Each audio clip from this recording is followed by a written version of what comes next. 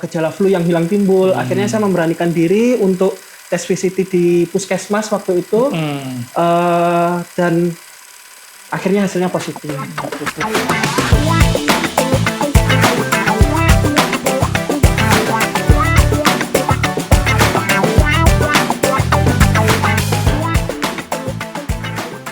Halo Sobat Sehat, kembali lagi di podcast Berisik, berita seputar informasi kesehatan.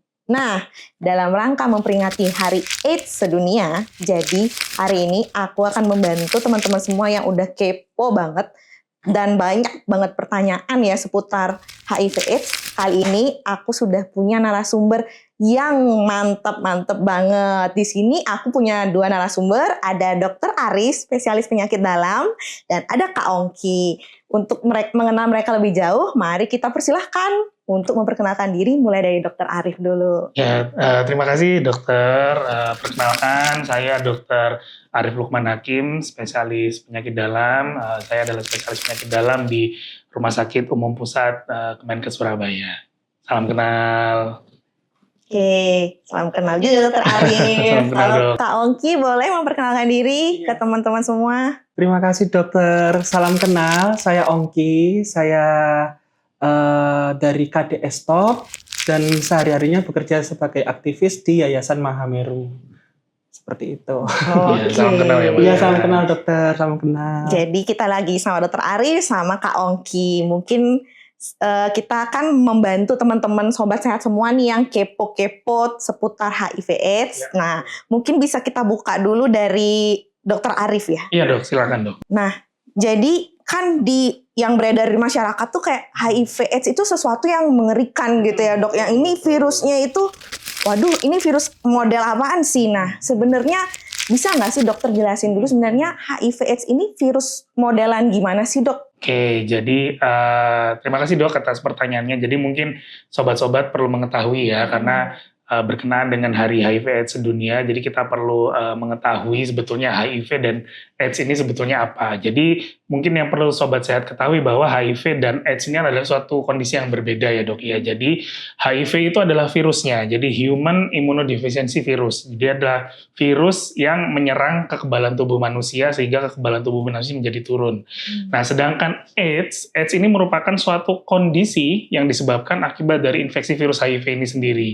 AIDS ini disebut sebagai Acquired Immunodeficiency Syndrome, artinya sindroma, tanda, atau gejala yang disebabkan karena infeksi virus. Jadi pasien dengan HIV apakah selalu mengalami AIDS? Belum tentu ya. Jadi nanti ada beberapa faktor yang mempengaruhi apakah pasien dengan HIV muncul gejala AIDS-nya, atau pasien dengan HIV justru tidak muncul gejala AIDS-nya, seperti sehat-sehat saja ya, seperti Mas Oki ini. Jadi seperti orang sehat, bisa berkumpul bersama kita, bisa beraktivitas biasa, begitu dok.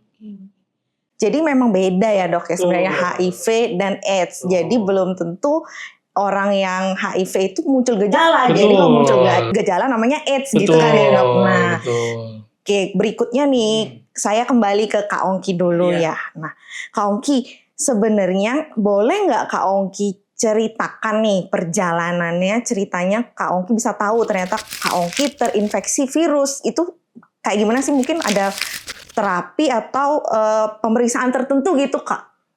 Sebenarnya kalau pemeriksaan tertentunya ada, namanya tes VCT. Nah, itu bisa di semua layanan, bisa di puskesmas, bisa di klinik, ataupun di rumah sakit. Kalaupun dulu saya memang merasa beresiko. Saya merasa beresiko, jadi saya per 3 bulan sekali saya melakukan tes VCT itu. Tetapi ada satu poin di mana saya tidak melakukan lagi karena saya merasa saya sudah aman. Lah, saya tidak melakukan kebiasaan baik itu. Lah, suatu ketika saya sudah merasa kok tubuh saya berbeda waktu itu, udah mulai kayak sedikit sakit dokter waktu itu, gejala flu yang hilang timbul. Akhirnya saya memberanikan diri untuk tes VCT di puskesmas waktu itu, dan akhirnya hasilnya positif kayak gitu. Lah, waktu positif itu saya nggak langsung berobat dokter. Saya masih mencerna dulu nih, mencerna apa ini, masih denial. Akhirnya berapa minggu setelah saya positif itu, saya datang ke Rumah Sakit Bayangkara. Saat itu pertama kali inisiasi ARV di Rumah Sakit Bayangkara. Tapi ya sampai sekarang itu ada sedikit perjalanan kayak masih denial waktu minum obat awal-awal itu. Bener gak sih kok saya ngerasa nggak ada apa-apa, soalnya kan HIV itu nggak ada spesifik ke tubuh ya dokter ya, kayak kalau TBC kan kita batuk, kalau HIV ini kan nggak ada, jadi saya ngerasa yakin saya HIV. Sempat saya waktu itu putus minum obat, sempat jadi melakukan berhenti minum obat karena udah capek mungkin ya, udah capek terus sama nggak percaya sama hasil. Tapi yang terjadi malah makin drop, akhirnya sampai saat itu akhirnya saya memutuskan untuk saya udah menerima kondisi saya seperti ini, saya harus rutin minum obat sampai sekarang kayak gitu.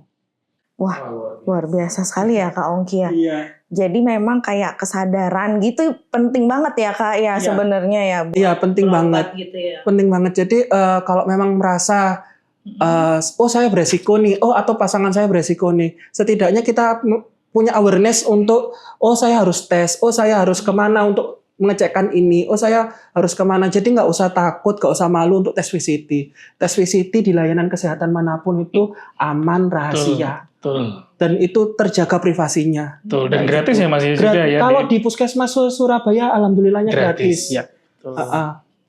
Tuh, jadi memang kita yang pertama adalah penting untuk menyadari atau menumbuhkan awareness ya. Jadi kalau misalnya memang ada rekan-rekan sekalian yang memiliki perilaku seksual, memang rekomendasinya kita bisa melakukan screening untuk tes VCT itu tiap 3-6 bulan sekali ya di fasilitas kesehatan terdekat. Betul. Dan apabila karena HIV ini sangat tergantung dengan stadium ya. Jadi apabila dia ditemukan masih stadium early seperti yang Mas Oki bilang tadi kan bahwa HIV itu gejalanya kadang-kadang suka tidak spesifik ya. Kadang kita mengeluh seperti mencret yang lama, diare yang lama, terus batuk-batuk yang lama, demam yang lama, diobati kok nggak sembuh-sembuh, padahal sebetulnya ternyata akibat dari kondisi AIDS yang disebabkan oleh virus HIV-nya. Jadi sangat penting untuk melakukan tes VCT untuk diagnosa pertama sehingga kita bisa melakukan inisiasi ARV seawal mungkin. Jadi kalau sudah merasa, saya beresiko nih, nggak usah takut untuk tes, nggak usah takut. Cari layanan yang sekiranya dekat, puskesmas dekat, atau puskesmas manapun lah, nanti minta untuk tes VCT. Nah, saya jadi penasaran nih Dokter Arif. Iya, gimana dong? Kalau nih misalnya kita udah positif gitu ya, dok, terinfeksi HIV, sebenarnya kita bisa nggak, mungkin nggak sih kita suatu hari nanti jadi negatif gitu dok, atau kayak orang bilang udah sembuh nih saya gitu, bisa nggak sih dok? Ya jadi gini, untuk infeksi HIV sendiri ada beberapa monitoring yang kita lakukan ya. Jadi pertama kita periksa beberapa marker imunologis seperti pemeriksaan CD4, pemeriksaan viral load. Ya viral load itu adalah jumlah virus di dalam tubuh yang terdeteksi di dalam mesin pemeriksaan. Nah dari situ nanti kita bisa menentukan. Kita juga bisa menggunakan itu sebagai target terapi. Ya jadi ketika pasien sudah mengkonsumsi ARV dalam jangka panjang, apabila nanti CD4 dan viral load-nya sudah sangat rendah, CD4-nya sangat rendah, artinya pasien ini kemungkinan untuk menularkan sangat rendah kepada misalnya pasangannya atau menularkan kepada orang di sekitar ya. Jadi yang kita harapkan adalah pertama, pasien kemungkinan untuk menularkan pasangan atau orang yang terdekat itu sangat minimal. Terus yang kedua, otomatis dengan CD4-nya yang tinggi atau viral load-nya yang rendah juga, maka kita juga dapat menyimpulkan bahwa sistem imun pasien itu bagus. Dengan sistem imun pasien yang bagus ini, berarti pasien juga kondisinya aman. Ya, jadi bisa beraktivitas seperti biasa ya Mas ya. Keluhannya juga mungkin ya seperti orang sehat seperti biasa. Ya, jadi penting mungkin yang kita sampaikan terkait dengan HIV itu adalah yang kita perangi ini adalah penyakitnya. Jadi bukan individu yang terkena HIV. Jadi teman-teman kalau misalnya punya rekan yang menderita HIV harus disupport untuk minum obat, karena banyak kok pasien-pasien HIV yang ketika sudah minum obat justru ya seperti tampak orang sehat seperti biasanya, bahkan tidak menghalangi untuk berprestasi ya Mas ya. Betul banget. Jadi ya semangat untuk teman-teman semua ya, jangan lupa mencari dukungan di sekitarnya ya. Iya. Oke, nah jadi saya punya pertanyaan baru nih dari insight dari Dokter Arif tadi. Nah, Kak Ongki, sebenarnya kan kita nih ya sebagai masyarakat di Indonesia tuh kayak menganggap HIV ini seperti orang yang dengan HIV itu seperti terjauhkan ya, kayak stigma dari masyarakat tuh, nggak mau deh aku deket-deket gitu ya. Dikucilkan. Iya, kayak gitu Kak. Jadi Kakak tuh pernah nggak sih ngerasa kayak gitu, dan gimana nih cara mengatasi perasaan-perasaan kayak gitu tuh Kak? Kalau ditanya pernah apa enggak, pastinya pernah ya Dok ya. Pastinya semua pernah, sampai menarik diri dari masyarakat, ke lingkungan sosial pasti kayak sampai interaksi pun kayak gelas bekas saya pun jadi parno untuk gelas saya dipakai orang lain itu pasti parno dulu. Karena saya juga orang awam yang tidak tahu penularan HIV itu dari apa aja seperti itu. Lah akhirnya waktu itu 2016 saya bertemu dengan teman di Puskesmas Kedung Doro waktu itu. Ketemu di situ saya ditawarkan untuk ayo gabung ke grup support group. Jadi sesama HIV juga sesama ya. ODIV. Lah saya nggak berani Bu, saya nggak berani kalau gabung ke grup ini. Saya takut, saya ada yang mengenali.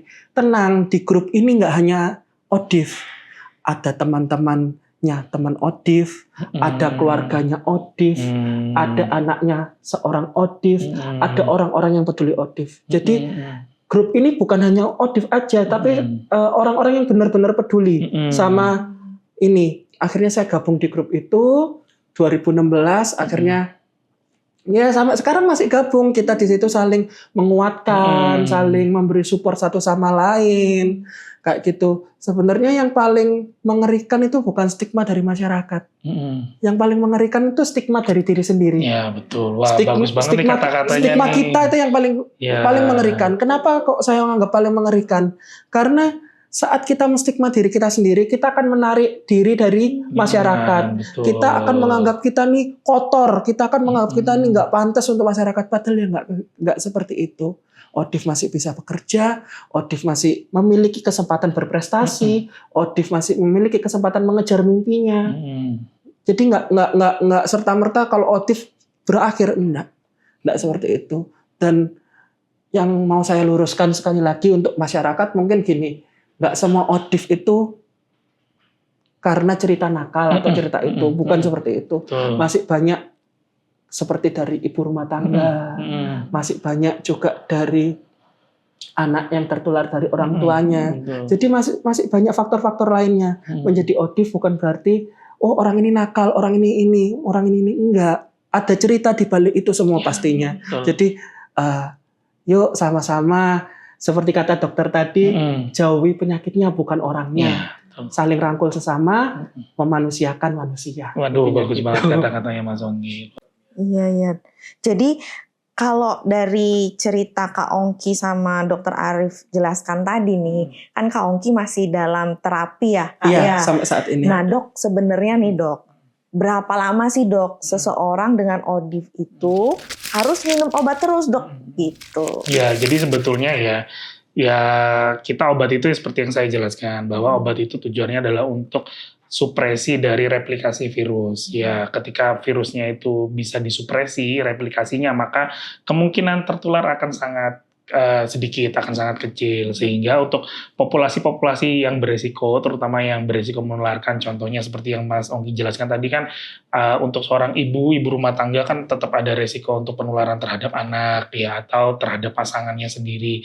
Ya, jadi sebaiknya walaupun sudah tidak ada gejala, walaupun viral loadnya sedikit, walaupun CD4-nya juga sudah banyak, ya tetap sebaiknya tetap mengkonsumsi obat untuk agar bisa tersupresi gitu, agar bisa resiko untuk penularannya minimal gitu ya. Cuma tapi dengan obat-obatan ini pasien tampak akan seperti orang normal aja ya Mas Oki ya juga. Mungkin Mas Oki bisa, kan Mas Oki berarti pengobatan dari 2015 ya. Apa ada ini pengalaman selama pengobatan, ada keluhan atau mungkin kan yang ditakutkan dari teman-teman kan begitu. Kalau keluhan pasti ada lah. Waktu kita pertama kali minum obat, pusing, mual itu wajar. Tapi kan itu efek samping sementara, lama-lama pasti menghilang. Lama-lama juga akan tubuh kita terbiasa. Yang penting itu obatnya diminum tepat waktu, jangan sampai bolong-bolong.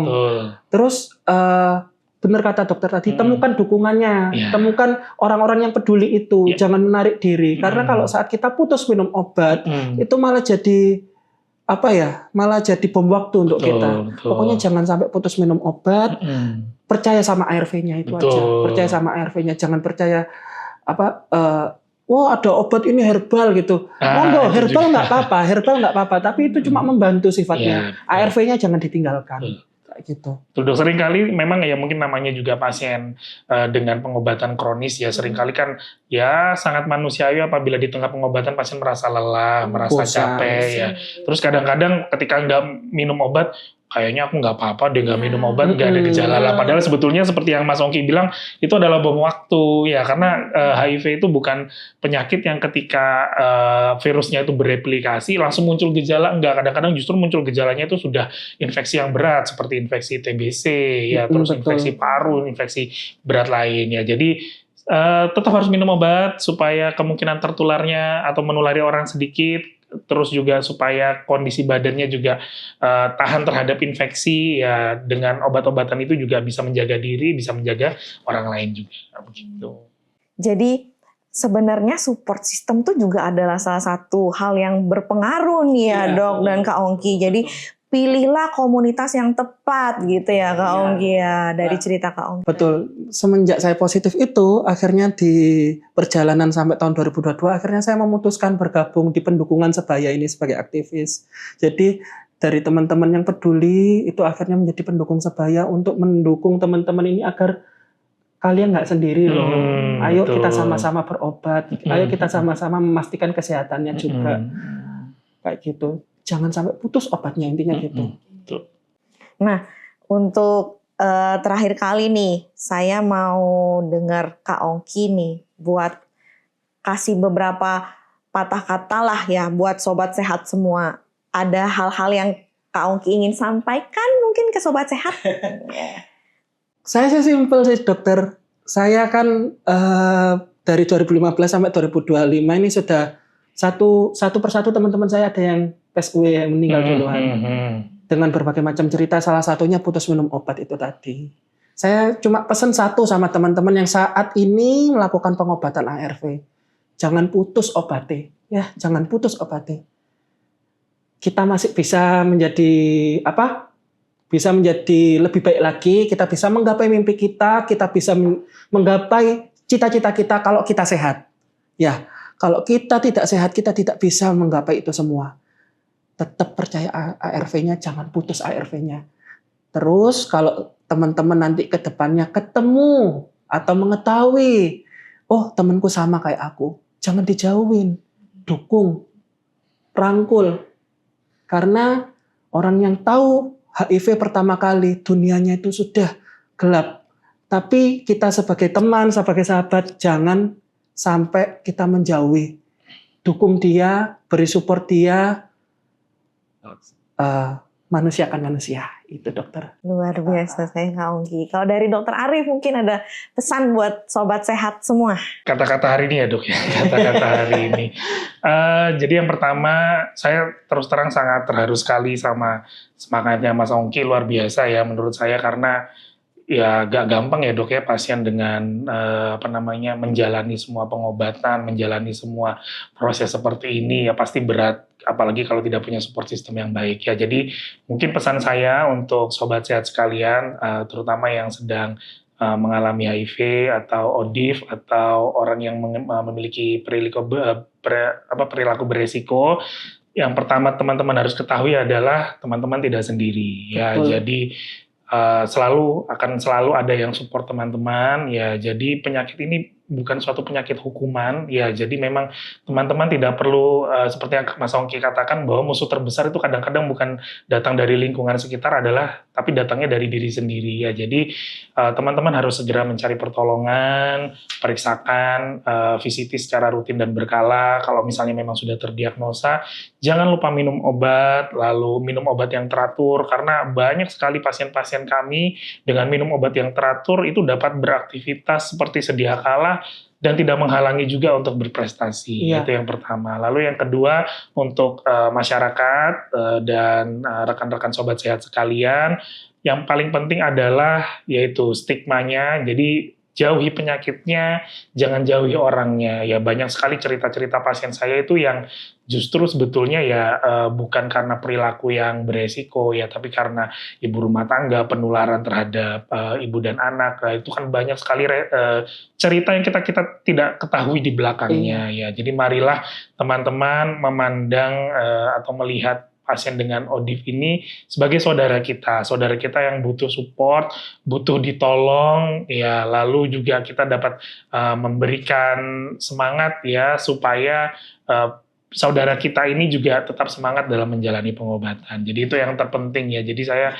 berharapnya teman-teman ini kesadarannya penuh dan bisa saling support antara komunitas, antara masyarakat, antara ODIF, sehingga kita dapat membuat suatu lingkungan pengobatan yang nyaman, khususnya untuk masyarakat Surabaya, masyarakat Jawa Timur, dan masyarakat-masyarakat di Rumah Sakit Umum Pusat Kemenkes Surabaya. Terima kasih Dokter Arif, terima kasih Kak Ongki. Sebenarnya masih banyak banget nih pertanyaan dari saya, cuman sayang banget waktu kita terbatas. Jadi tagline kita hari ini tadi ya, seperti yang Kak Ongki dan Dokter Arif jelaskan, jauhi penyakitnya, bukan orangnya. Ya guys ya, jadi stop ya stigmatisasi lagi ke penderita-penderita HIV. Jadi kita harus merangkul teman-teman kita semua. Oke deh, segitu dulu untuk kesempatan kita hari ini. Nah, jangan lupa ya buat tinggalkan komentar kalian mau dibahas apa aja nih tentang seputar info kesehatan. Kemudian jangan lupa share, like, subscribe. See you. See you.